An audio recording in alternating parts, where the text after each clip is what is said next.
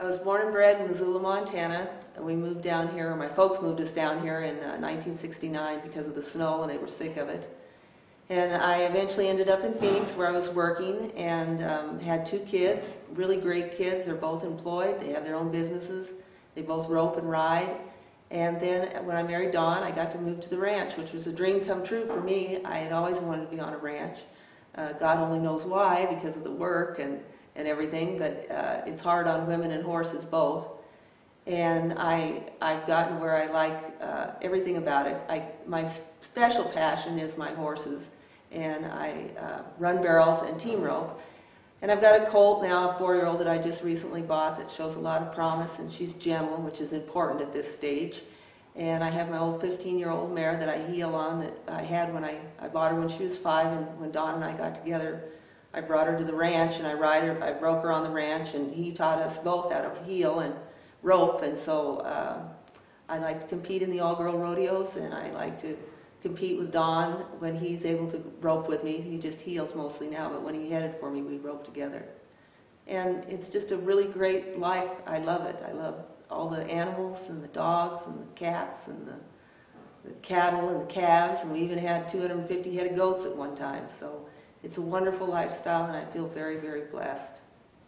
Being the longest standing bachelor in Cochise County, my cousin came over one day to rope with me, and he had a phone number, and he gave it to me, and he says, "I think you ought to call this number, see who's at the other end." When I called, I got Lynn on the other end. We met and talked at a roping in Globe, and then kind of set up a date in Tucson. And I knew who he was because we rodeoed together when we were kids, but I kind of stayed away from him because he was so wild. He kind of scared me. And I was just a mild-mannered old cowboy from Apache. Yeah. Well, did she know. We used to go over and rope with our friend Ronnie Ward over in Animas, and it's about a 40-minute drive there to the ranch, and we'd go over there to practice, and I had Diva, and Don had Red Fox, and I guess Ronnie Ward was there, and another friend of ours that worked for the co-op.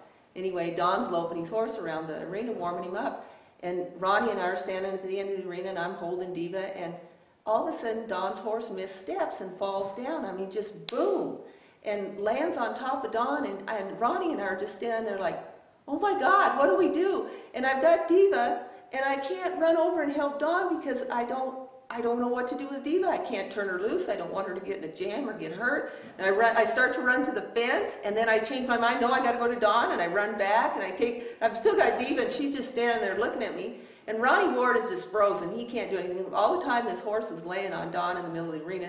And our friend from the co-op, he sees this happen all the way at the other arena, and he whips and spurs down there and gets off to help Dawn, and I'm still standing there wondering what I'm going to do with my mare.